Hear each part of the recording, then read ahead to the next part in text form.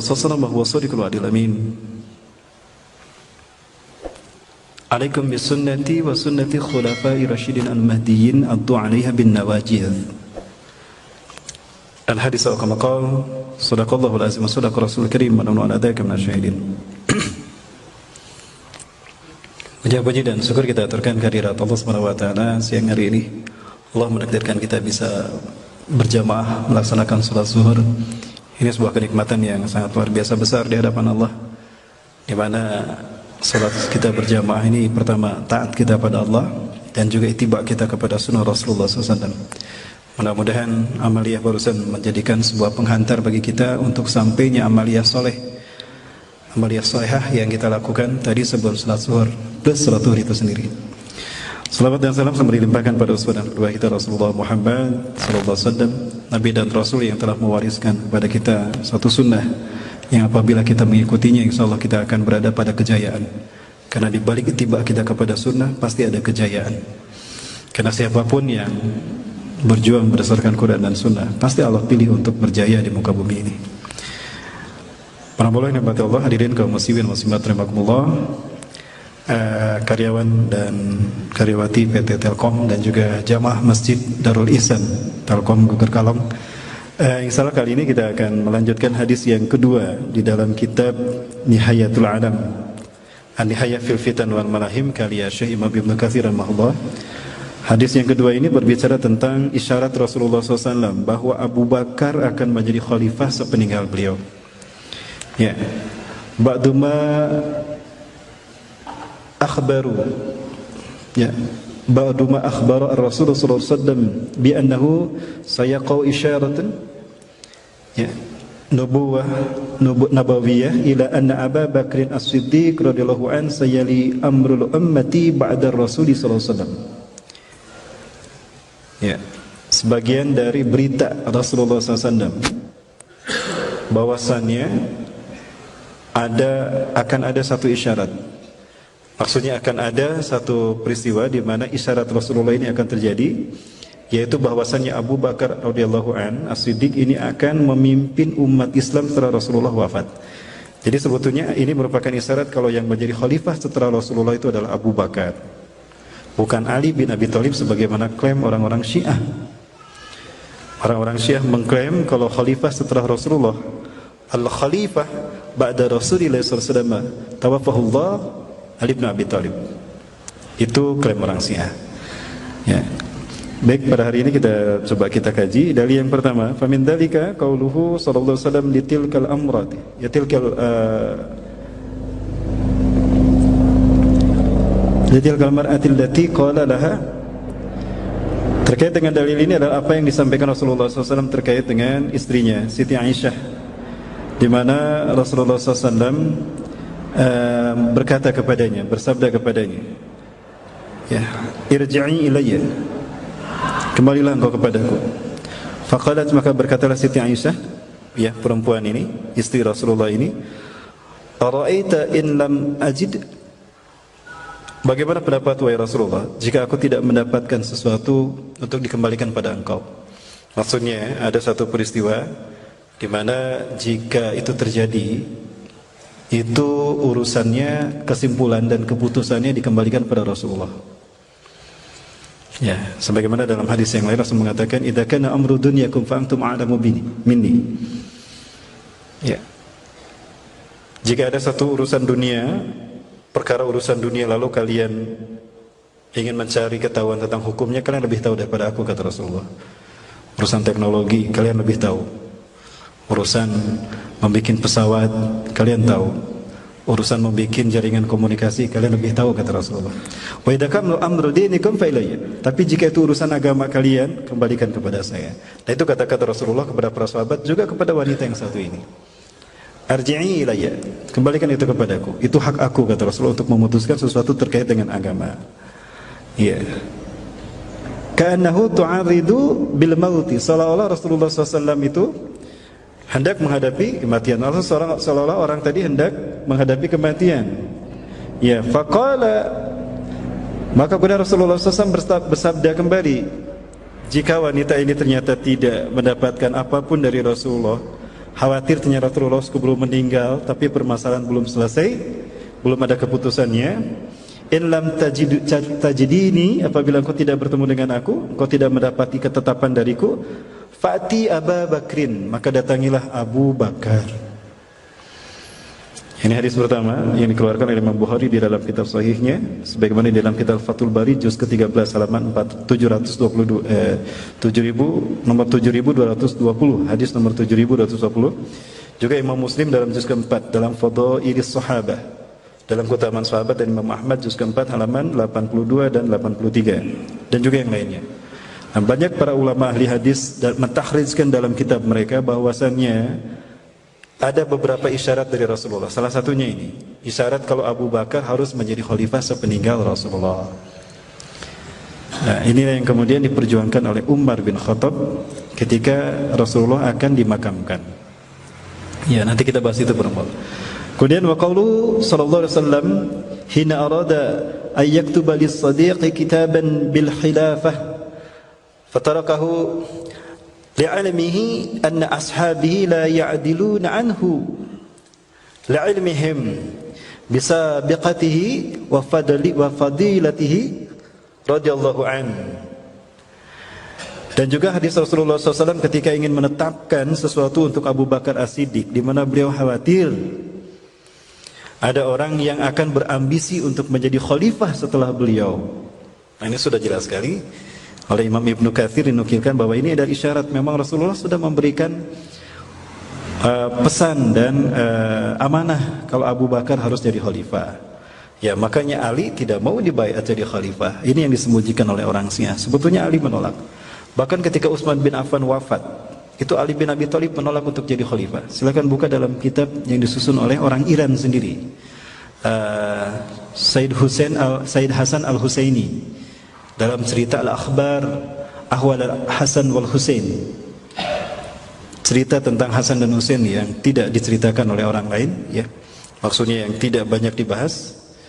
Itu dikatakan bahwa Ali bin Abi Thalib sempat menolak untuk menjadi khalifah ketika orang-orang Kufah ingin membayatnya, ketika orang-orang Madinah ingin membayatnya, ya, sehingga Ali bin Abi Thalib menolaknya, ya, setelah wafatnya Utsman bin Affan.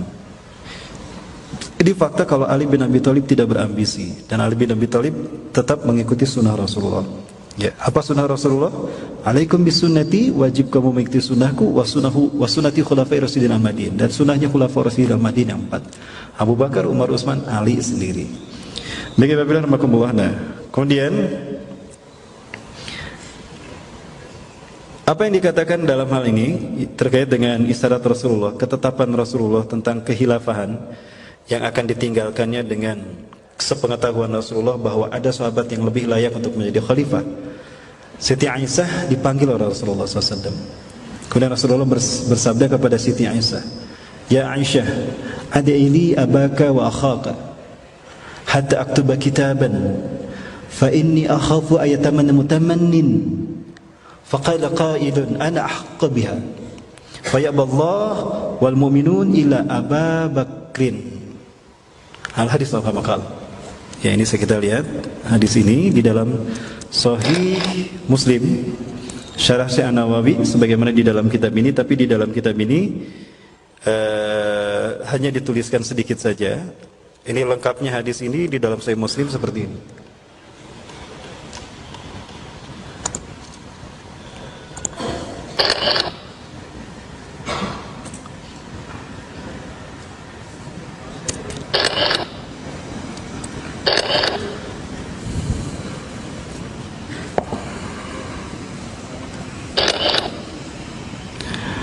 Nah, di dalam Sahih Muslim, Rasulullah SAW memanggil Siti Aisyah kemudian berkata, "Qala li Rasulullah SAW fi maradih." Berkata kepadaku Rasulullah SAW di hari di mana beliau sakit menjelang kematian beliau, menjelang wafatnya beliau. "Adili Aba Bakrin wa khaki." Panggillah untukku Abu Bakar bapakmu, wa khaki, dan saudaramu Abdurrahman. Hatta aktuba kitaban, sehingga aku menetapkan satu ketetapan, memberikan satu ketetapan kepadamu. Fa inni akhafu, sesungguhnya aku khawatir, ayatamanna mutamannin, ada seseorang yang berambisi untuk menjadi khalifah sepeninggalku. Ini maksudnya, Saya kira sangat sederhana untuk mentakwilkan hadis ini. Maksudnya tidak perlu ada khilafiyah. Wa yaqulu qailun, kemudian berkata seseorang yang berambisi untuk menjadi khalifah, ana aula, saya lebih berhak untuk menjadi pemimpin. Nah, Rasulullah khawatir akan ada perselisihan di antara para sahabat bahwa saya yang harus jadi khalifah, saya yang harus khalifah. Nah, maka Rasulullah memerintahkan Siti Aisyah untuk memanggil Abu Bakar dan saudaranya Abdurrahman kalau tidak salah. Nah, wa yaballahu wal mu'minun, sehingga Allah enggan untuk menerimanya, orang-orang beriman pun enggan untuk menerimanya, illa Abu Bakrin, kecuali Abu Bakar. Pasti Allah menerimanya, pasti orang beriman pun menerimanya.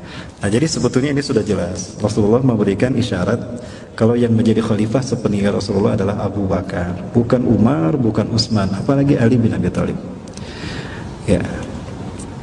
Bismillahirrahmanirrahim. Nah, di dalam kitab ini langsung diketikkan juga, ya, sebagaimana keutamaan dari Abu Bakar radhiyallahu an dan sebagaimana keluar biasaan Abu Bakar dalam beribadah pada Allah, dalam ketakwaannya pada Allah dan Rasul, itu lebih utama daripada sahabat-sahabat yang lain.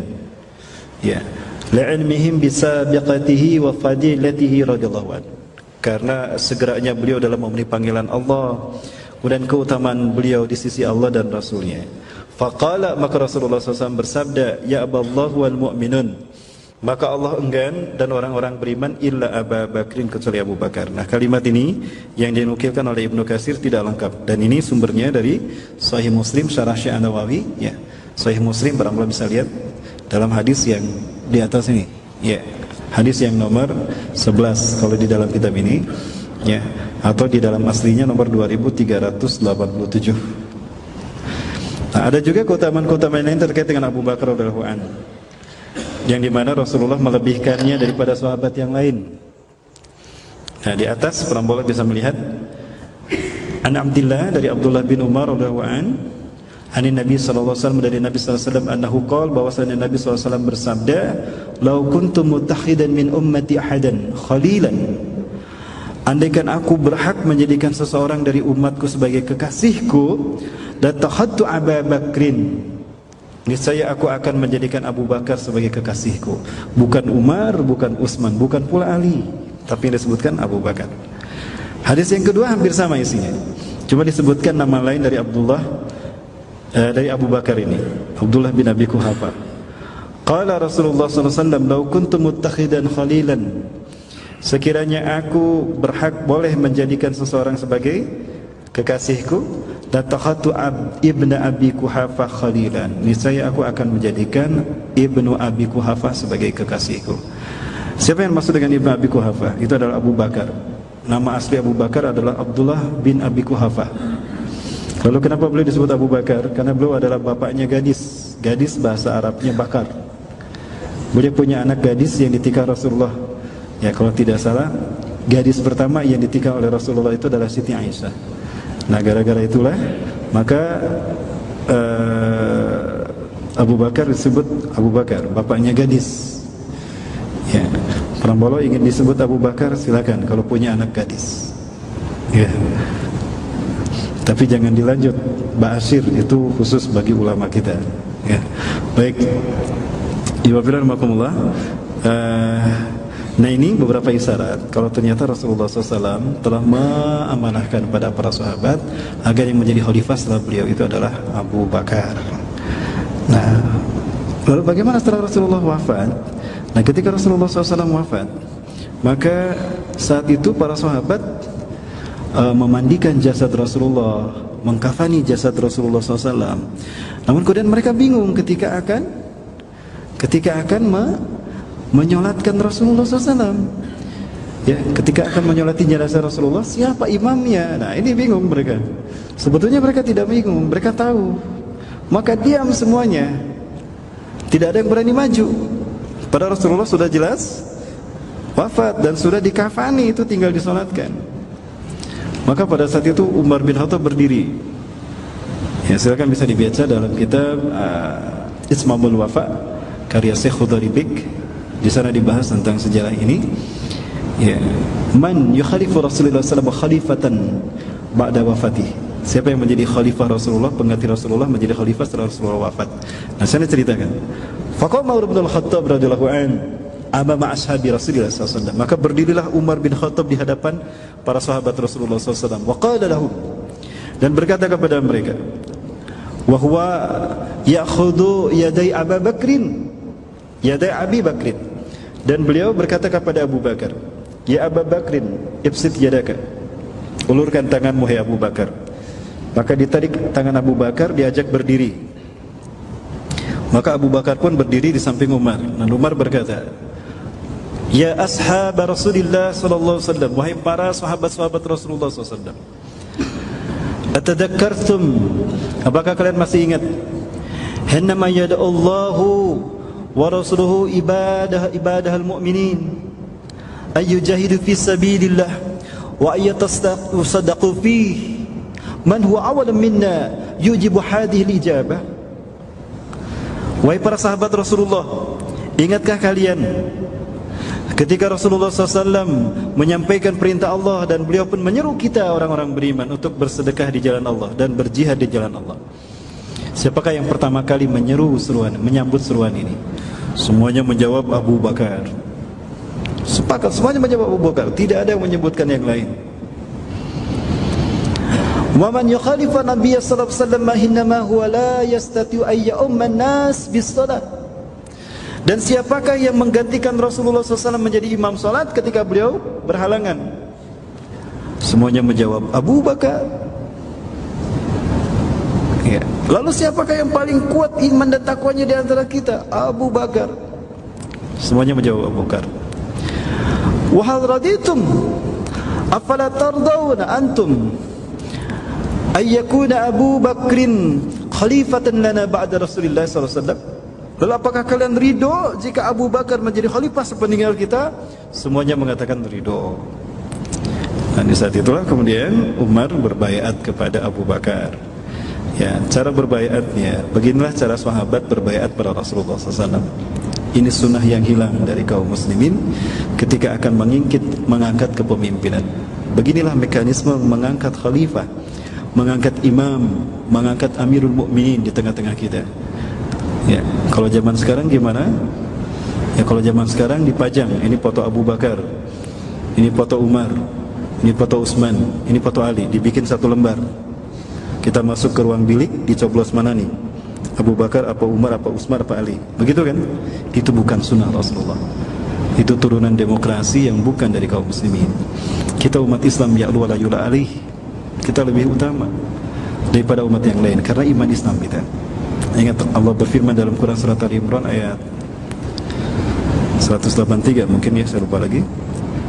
Allah berfirman, wal a'udzu billahi minasyaitonir rajim, wa la tahinu wa la tahzanu wa antumul a'launa in kuntum mu'minin. Jangan kamu merasa hina dan merasa rendah di hadapan orang kafir. Kalian yang paling mulia di hadapan Allah. Itu pun jika kalian beriman. Islam itu ya'lu wa la yula alaih, sempurna, tidak ada yang mendekati kesempurnaan Islam. Jangankan urusan memilih pemimpin, masuk WC aja diatur sama Islam. Islam mengatur urusan hidup kita, mulai dari bangun tidur sampai tidur lagi. Mana mungkin Islam tidak memberikan aturan, hukum, atau cara memilih pemimpin. Nah, makanya Rasulullah SAW mengatakan, alaikum bisunnati wa sunnati khulafai rasyidin al-mahdiyyin. Hendaklah kamu mengikuti sunnahku dan sunnah khulafai rasyidin al-mahdiyyin. Sunnahnya Abu Bakar, sunnahnya Umar, Utsman dan Ali. Bagaimana sunnah mereka? Salah satunya ketika akan memilih pemimpin. Ini mekanismenya. Cara memilih khalifah setelah Rasulullah. Maka Abu Bakar dijabat tangannya oleh Umar. Bismillahirrahmanirrahim. Tangan kanan Abu Bakar berjabat tangan dengan tangan Umar. Umar menjabat tangan Abu Bakar. Tangan kiri Umar memegang tangan kanan Abu Bakar. Tangan kiri Abu Bakar memegang tangan kanan Umar. Jadi kedua tangan tadi berjabat tangan. Beginilah yang Allah angkat dalam Quran surat Al-Fat ayat ke-10. Innal ladzina yubayyi'unaka innama yubayyi'una Allah yadullahi fawqa aydihim. Sesungguhnya orang-orang yang bersumpah setia kepadamu adalah mereka juga bersumpah setia kepada Allah. Tangan Allah di atas tangan mereka. Begitu para sahabat kepada Rasulullah di Bai'atul Ridwan pasca wafatnya Utsman bin Affan radhiyallahu anhu. Berita Utsman bin Affan terbunuh ketika akan masuk ke Mekah, Fathul Makkah. Utsman dikirim untuk memberitahukan bahwa Rasulullah datang bukan untuk berperang tapi untuk beribadah haji. Tiba-tiba sampai berita Utsman dibunuh, padahal Utsman tidak bunuh. Baru terdengar Rasulullah mengumpulkan para sahabat, mengambil sumpah setia para sahabat. Maka para sahabat satu persatu berbaiat pada Rasulullah untuk membela Utsman, berjihad memerangi Mekah. Ternyata Utsman pun masih hidup, tidak dibunuh. Kemudian, ketika para sahabat satu persatu berbaiat pada Abu Bakar, kebayang barangkali jumlahnya 10.000 orang kan? 10.000 orang. Satu orang 2 menit kali 10.000 berapa? Baru beberapa orang berbaiat kepada Abu Bakar satu persatu. Pertama Umar sendiri, kemudian Utsman. Ya. Kemudian Ali bin Abi Thalib juga berbaiat kepada Abu Bakar. Ya. Abdurrahman bin Auf. Ya, kemudian juga Sa'ad bin Abi Waqqas. Terus Abu Ubaidah bin Jarrah. Utsman bin Affan juga berbaiat. Zaid bin Harisah, Abdullah bin Abbas, Abdullah bin Mas'ud, semuanya berbaiat. Belum selesai itu, baru beberapa orang datang seseorang menghampiri mereka. Intahuna antum, intahu antum, intahu antum, intahu kulukum jami'an. Berhenti. Loh, kenapa? Innal ansar hum yajtami'una fi Saqifah ibn Sa'adah. Hum yasta'iduna li yubayyi'u Sa'ad bin Waqqas, Sa'ad bin Ubadah khalifatan ba'da Rasulillah lahum. Sesungguhnya orang-orang Ansar berkumpul di Saqifah Bani Sa'adah. Mereka sedang akan membaiat Sa'ad bin Ubadah sebagai khalifah, pengganti Rasulullah. Wah, bahaya ini. Kata Abu Bakar, kata Umar, umat Islam akan pecah jadi dua nih, Ansar dan Muhajirin. Wah, nggak boleh dibiarkan ini. Ditarik tuh Abu Bakar, ayo kita berangkat ke sana. Abdurrahman bin Auf, Utsman bin Affan, Ali bin Abi Thalib, Abdullah bin Abbas, Abu Ubaidah bin Jarrah, Zaid bin Harisah, Az-Zubair bin Awam, dibawa semuanya ke Saqifah Bani Sa'adah. Betul tuh, mereka sudah berkumpul dan Sa'ad bin Ubadah ada di depan. Hampir mereka berbaiat pada Sa'ad bin Ubadah. Maka Umar ceramah dengan ceramah yang sama, dan ternyata diterima oleh semua sahabat Ansar. Bahkan Sa'ad bin Ubadah pun berbaiat kepada Abu Bakar. Satu persatu berbaiat. Tolong hitung berapa menit, berapa detik nih Prabowo ya. Tolong hitung berapa detik kali 10.000 ya. Nah, begini mereka berjabat tangan, lalu membaca A'udzubillahi minasyaitonirrajim. Bismillahirrahmanirrahim. Asyhadu an la ilaha illallah wahdahu la syarikalah wa asyhadu anna Muhammadan abduhu wa rasuluh. Bay'atuka ala sam'i wa ta'ah fi mahabba wa fi makrahina wa fi mangshatina wa an la nunazzil amran min ahliha illa an tara kubran bawahan walhamdulillahi rabbil alamin. Salaman. Berapa lama? Itu paling singkat, paling cepat. Berapa? Ada 1 menit? 1 menit ya, taruh 1 menit kali 10.000 orang. Berapa lama? Rasulullah wafat hari Senin, belum dimakamkan karena belum jelas siapa khalifahnya. Karena semua ibadah itu terpimpin, tidak ada ibadah yang tidak terpimpin. Tolong tunjukkan pada saya ibadah yang tidak terpimpin dalam Islam. Salat ada imamnya, zakat ada khalifah yang ngambil. Khudz mim alaihim shadaqatan tutahhiruhum wa tuzakkihim fiha. Ada khalifah yang ngambil. Ibadah haji ada amirul hajnya. Apalagi pernah mulai ibadah, hampir semuanya ada keterpimpinannya. Artinya ada imam dan khalifah. Nah, maka keberadaan imam dan khalifah ini yang menjadi wakil dan ukuran ketaatan kita pada Allah dan Rasul. Ketidakadaan imam dan khalifah ini yang menyebabkan kita jahiliyah, tidak bisa menegakkan Islam secara kafah. Ada orang berzina mau dihukumi nggak bisa karena khalifahnya belum ada. Ya udah bertobat saja, berarti hukum Islam tidak bisa tegak. Jadi jangan mengklaim kita sudah kafah sementara kita belum punya khalifah. Baik, Bapak Rahmatullah, pembaiatan Abu Bakar pun terjadi. Maka selesainya adalah malam Rabu. Malam Rabu baru selesai itu. Ya, maka hari Rabu lah Rasulullah dimakamkan. Nah, ini sejarah yang menurut kami benar ya, dalam beberapa kitab. Ya, silakan baca dalam kitab Al-Bidayah wa Nihayah juga. Ya, para sekalian, kalau tidak salah saya pernah mendapati itu dalam kitab Al-Bidayah, bagaimana para sahabat ini membaiat Rasulullah SAW. Ya, atau dalam Tarikh Tabari. Makumullah. Nah, barulah Rasulullah kemudian disolatkan. Siapa imamnya? Abu Bakar radhiyallahu anhu.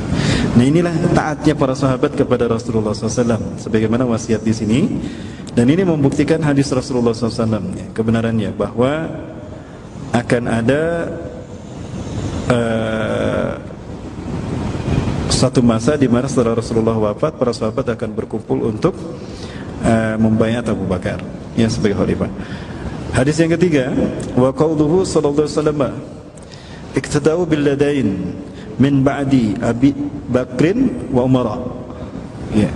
Rawahu Ahmad wa Ibnu Majah wa Tirmidzi wa hasanahu wa sahhahahu Ibnu Hibban wa huwa min hadis Hudzaifah bin Yaman. Di dalam hadis yang diterima dari sahabat Hudzaifah bin Yaman, di sini diriwayatkan oleh Imam Ahmad, Ibnu Majah, At-Tirmidzi, bahkan At-Tirmidzi mengatakan hasan sahihnya hadisnya, dan disahihkan oleh Ibnu Hibban, bahwa Rasulullah SAW bersabda, iktadau billadain min ba'di, hendaklah kalian berpegang teguh kepada dua orang sesudahku. Rasulullah pertama kali menyebut Abu Bakar, kepada Abu Bakar, wa Umar, dan kepada Umar. Dan juga isyarat kalau Abu Bakar harus menjadi khalifah setelah Rasulullah SAW. Nah, makanya Ali tidak berambisi langsung untuk menjadi khalifah, walaupun memang ada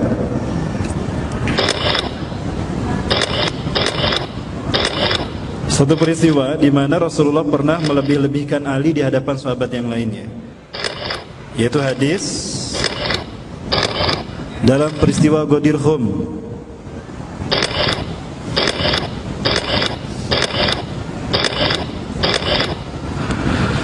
Jadi setelah melaksanakan ibadah haji, Rasulullah SAW pulang ke Madinah. Namun di perjalanan Rasulullah SAW mendapatkan ayat turun, sepotong ayat dari surat Al-Maidah. Al-yawma akmaltu lakum dinakum wa asmamtu alaikum ni'mati wa raditu lakumul Islam Madinah. Nah, ini ayat yang terakhir turun kepada kaum muslimin, kepada Rasulullah. Sepotong. Kalau satu surat terakhir turun itu idza jaa nasrullah wal fath sampai selesai. Nah, ayat ini kemudian turun terakhir. Ya. Nah, ayat itu turun kemudian membuat Rasulullah SAW memerintahkan para sahabat untuk berhenti sejenak istirahat di Ghadir Khum. Nah, Ghadir Khum itu jaraknya 170 km sebelah barat daya Makkah dan 190 meter ke Madinah. Jadi hampir di tengah-tengah. Ya, pernah boleh lihat di pinggir itu tanda panah mengarah ke Ghadir Khum. Nah, apa itu Ghadir? Ghadir itu artinya kolam, empang. Jadi ada tempat banyak kolamnya, ada kolam ikannya atau ada kolam airnya, dan banyak pepohonan di sana. Itu sebutnya Ghadir. Khum itu adalah nama tempatnya antara Mekah dan Madinah. Nah, sekarang seperti ini kondisinya. Kalau dulu banyak pohon-pohon. Nah, disinilah Rasulullah memerintahkan para sahabatnya untuk beristirahat. Jumlah mereka 10.000 orang. Rasulullah mengumpulkan mereka, kemudian Rasulullah SAW berceramah di hadapan mereka. Saat itu Ali bin Abi Thalib ditarik sama Rasulullah untuk duduk di samping. Ya, orang-orang Syiah selalu membuat gambar begini. Ya, di mana salah satu mengangkat tangan yang satunya. Nah, yang mengangkat itu Rasulullah, yang diangkat Ali. Ini yang gambaran orang Syiah. Dan mereka menjadikan hari ini sebagai hari Ghadir Khum, Idul Ghadir. Ya, Idul Ghadir, perayaan Idul Ghadir yang menurut mereka lebih agung daripada Idul Fitri dan Idul Adha. Dan saya merinding ketika mereka menyaksikan mereka merayakan Idul Ghadir. Ngeri Bapak Ibu. Mereka mempertuhankan Ali, Fatimah, Zainab dan Hasan, Husain. Nauzubillah. Baik, ini gambaran mereka. Di sini mereka menukilkan kata-kata Rasulullah, man kuntu maula fahada aliyun maula. Itu ada kalimat di bawahnya, ada kalimat ya di bawah gambar dua orang tadi yang mereka maksud Rasulullah dan Ali. Man kuntu maula, siapa yang aku pemimpinnya, fahada aliyun maula, maka inilah Ali pemimpinnya. Itulah sepotong dari ceramah Rasulullah di Ghadir Khum ini. Yang ini dijadikan orang Syiah bahwa Ali harus jadi khalifah setelah Rasulullah SAW wafat. Siapa yang mengambil hak ini dari Ali, maka kafirlah dia, terkutuklah dia, laknatlah dia. Makanya Syiah mengkafirkan para sahabat, mengkafirkan Abu Bakar, Utsman dan Umar bin Khattab. Ya. Padahal hadisnya tidak demikian. Nah, mereka hanya mengistinbat hukum hanya dari satu dalil, tidak dalil yang lain, padahal dalil itu berbicara hal yang sama. Jadi thariqah yang benar, orang sekalian, dalam mengambil keputusan, jangan dari satu dalil. Kumpulkan dulu semua dalil-dalil yang terkait dengan itu, diurutkan mana yang lebih dekat kepada tema, baru berikutnya yang lebih dekat lagi, agak dekat, terus yang lebih jauh paling bawah. Disimpulkan, baru diambil benang merahnya. Harusnya begitu. Thariqatul jam'i, summa thariqatul tafham ma'aniya min kullil hadis wa makinid dalail, summa thariqatut tarjih. Kumpulkan, fahami, baru simpulkan, ambil keputusannya. Nah, di dalam kitab Al-Wilayah fi Turuq Ahadisul Ghadir yang disusun oleh Al-Hafiz Abi Ja'far Muhammad bin Jarir At-Tabari, atau lebih kenal disebut dikenal dengan Ibnu Jarir At-Tabari, dalam teks dan sanad yang beliau riwayatkan dalam kitab ini dari Zaid bin Arqam, ia berkata, ini sahabat Rasulullah SAW ya, Zaid bin Arqam radhiyallahu anhu berkata, ketika Rasulullah sampai di Ghadir Khum di dalam perjalanan kembalinya dari Haji Wada, ketika itu waktu duha, sementara cuaca sangat panas sekali, Rasulullah memerintahkan para sahabatnya untuk bernaung di pepohonan. Ya, tidak lama setelah itu tiba waktu sholat, maka Rasulullah menyuruh Bilal untuk mendirikan azan dan memberitahukan para sahabat untuk sholat berjamaah. Maka kemudian kami pun berkumpul, lalu Rasulullah setelah itu menyampaikan khutbah yang sangat indah. Rasulullah SAW bersabda, sesungguhnya Allah Subhanahu wa taala, ini mohon maaf saya ambilkan dari aslinya sebuah kitab ya. Ini disingkat Allahnya, ya, harusnya tidak disingkat Allah Subhanahu wa taala. Sesungguhnya Allah Subhanahu wa taala telah menurunkan kepadaku ayat balligh ma unzila ilaika min rabbika fa illam taf'al fama balagta risalatak. Wallahu ya'simuka minan nas. Al-ayah. Ya, a'udzubillahi minasyaitonir rajim. Balligh ma unzila ilaika, sampaikanlah apa yang diturunkan kepadamu Muhammad. Ya, oleh Tuhanmu, dari Tuhanmu. Fa in lam taf'al, jika engkau tidak melaksanakannya, fama balagta risalatak, maka kamu tidak menyampaikan risalatah. Ya. Wallahu ya'simuka minan nas, dan Allah menjagamu dari gangguan manusia. Nah, Rasulullah kemudian kenapa memberhentikan para sahabat? Rasulullah menyaksikan banyak sekali orang-orang munafik di sekitar para sahabat saat itu yang mencibir Rasulullah, berkata-kata dengan kata-kata yang tidak layak mereka ucapkan pada Rasulullah. Bahkan Rasulullah disebut udhun, mudah percaya kepada berita yang didengar tanpa ada cek dan recheck, tanpa ada tabayun. Dan juga Rasulullah terlalu melebihkan Ali dan melebihkan sahabat-sahabat yang lain dari sahabat yang lainnya juga, yang menimbulkan kecemburuan di antara para sahabat. Nah, itu dijadikan sebagai alibi oleh orang-orang munafik ya, untuk menghancurkan kemuliaan Rasulullah, menghancurkan kehormatan Rasulullah. Dapat kita bayangkan jumlah mereka banyak, dan ini di zaman Rasulullah, apalagi di zaman kita. Ya. Maka kemudian Rasulullah bersabda, sesungguhnya aku telah diperintahkan oleh Allah melalui Jibril supaya berdiri di tempat keramaian ini dan memberitahukan bangsa putih dan hitam bahwa Ali bin Abi Thalib adalah saudaraku, wasyiku, pendampingku, penggantiku, dan imam sepeninggalku. Lalu aku meminta kepada Jibril supaya memohonkan ampunan bagiku kepada Tuhanku, karena aku tahu betapa sedikitnya orang-orang yang bertakwa dan betapa banyaknya orang-orang yang mengganggu serta mencemoohkan aku, karena seringnya aku bersama Ali dan memberikan perhatian yang lebih kepadanya. Bukan abong dulurna dukut we jeung Ali. Nah gitu. Pokoknya dibicarain aja Rasulullah. Ini orang-orang munafik. Sehingga mereka menyebutku uzun, orang yang tidak teliti dan cepat percaya kepada setiap berita yang didengarnya.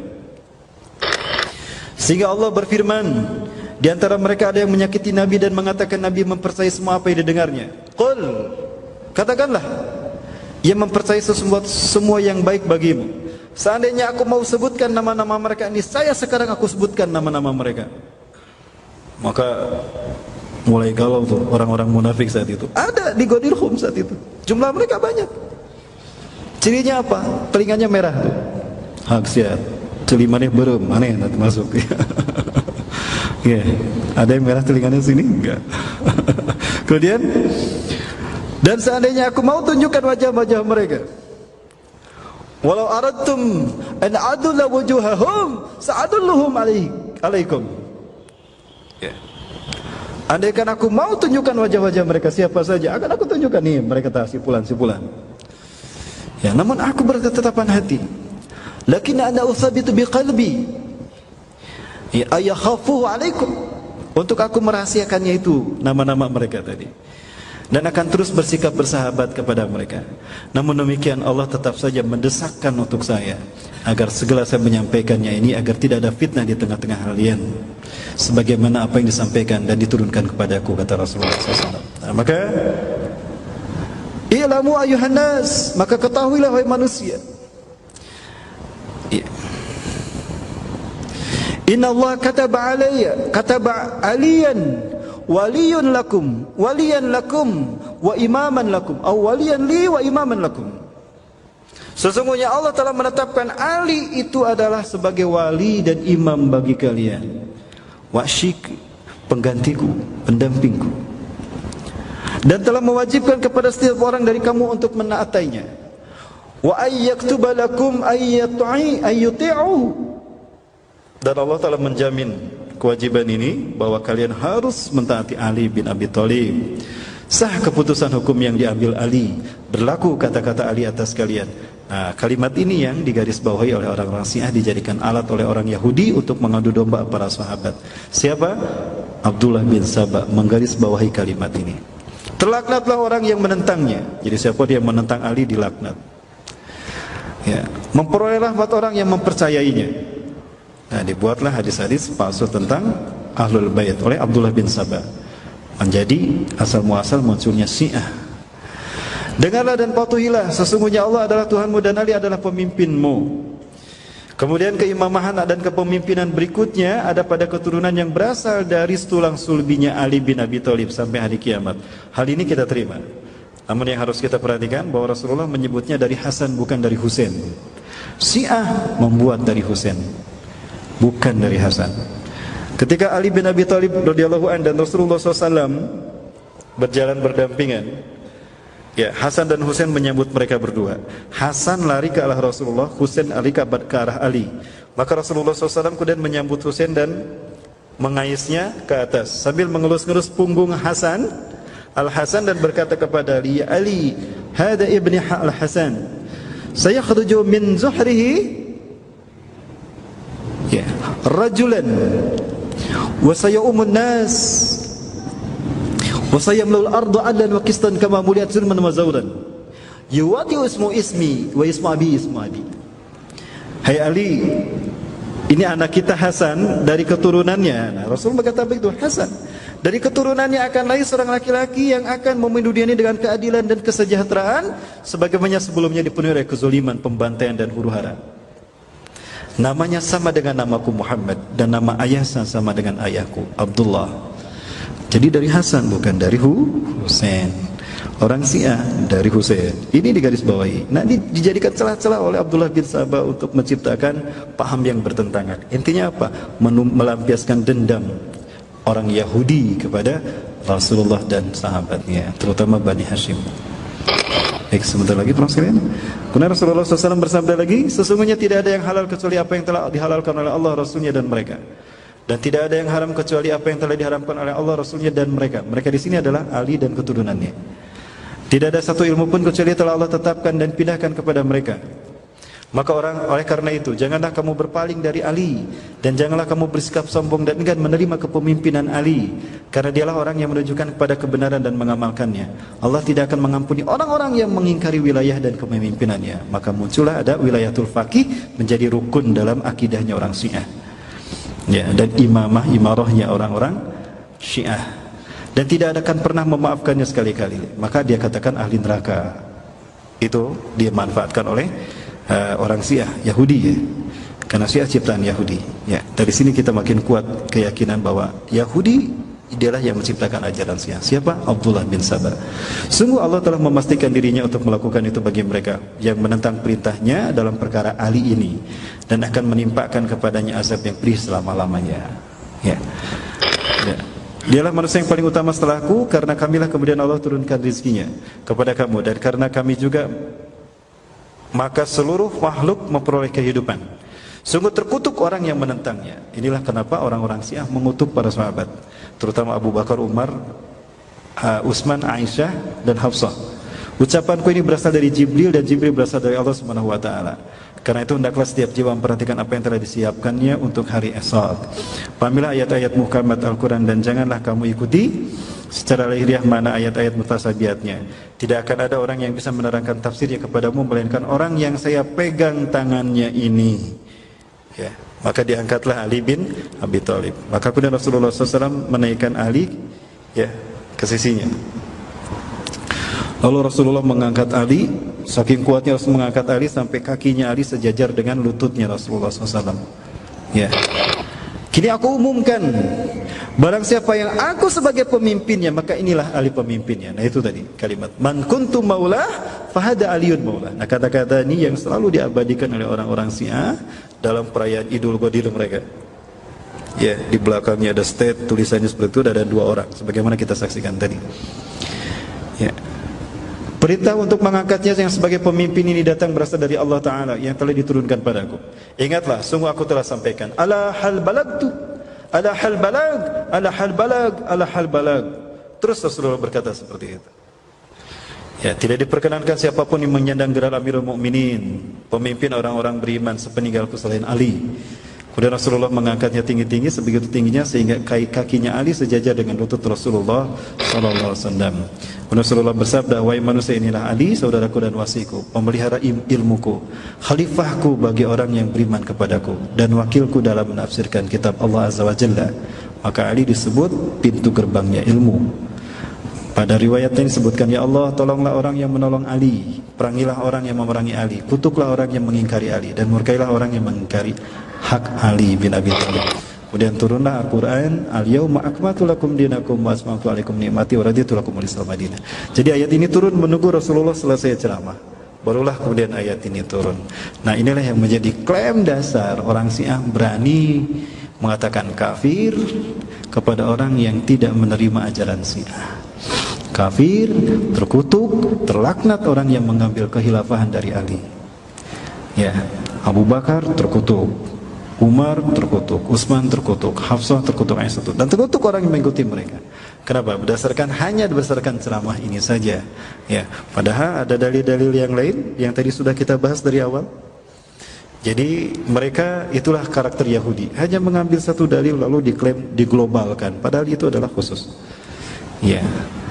Baik Ibu Filah Rahmatullah, jadi kesimpulan dari pertemuan kita kali ini bahwa Rasulullah SAW sudah mewariskan sebuah amanah yang penting untuk kaum muslimin, khususnya para sahabat, bahwa Abu Bakar harus menjadi khalifah sepeninggal beliau.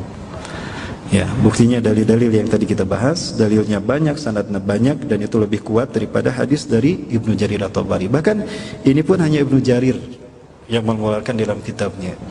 Sehingga ya kita tidak boleh terjebak kepada cara penterjemahan orang-orang Syiah terhadap Quran dan hadis yang pragmatis. Hanya satu dalil saja diambil baru disimpulkan secara global. Dengan dalil itu dia kafirkan yang tidak taat, yang tidak ikut. Nah begitulah Syiah. Baik Bapak Ibu yang mati Allah, barangkali itu dulu yang dapat kita bahas pada kesempatan kali ini. Ya sudah selesai, waktunya sudah habis. Terima kasih atas perhatiannya dan mohon maaf atas kekurangannya. Ya mudah-mudahan Allah SWT membimbing kita agar kita senantiasa ada dalam khitah Rasulullah dan para sahabat, agar kita tidak menyimpang dari apa yang menjadi jalan hidupnya para salafus saleh. Maksudnya mengikuti mereka dalam mengikuti Quran dan Sunnah. Semoga Allah SWT memberikan kepada kita pemimpin yang bisa memimpin kita mengamalkan Islam secara kafah. Demikian, terima kasih dan mohon maaf. Rabbana zalamna anfusana wa illam taghfir lana wa tarhamna lanakunanna minal khasirin. Rabbana amanna bima anzalta wa taba'na rasul faktubna ma syahidin Allahumma arzuqna hubbaka wa hubba nabiyyika wa hubba man yuhibbuka wa hubba man yuhibbu nabiyyak warzuqna tiba'a sunnati Muhammadin sallallahu alaihi wasallam wa sunnati khulafa'i rasyidin al-mahdiyyin min Abi Bakrin wa Umar wa Utsman wa Aliyan radhiyallahu anhum ajma'in. Allahumma inna nas'aluka ridhaka wal jannah wa na'udzubika min syahwatika wan nar. Rabbana atina fid dunya hasanah wa fil akhirati hasanah wa qina adzabannar. Subhana rabbika rabbil izzati amma yasifun. Wa salamun alal mursalin walhamdulillahi rabbil alamin. Kita tutup dengan kafaratul majlis. Subhanakallahumma rabbana wa bihamdika asyhadu an la ilaha illa anta astaghfiruka wa atubu ilaik. Terima kasih. Assalamualaikum warahmatullahi wabarakatuh.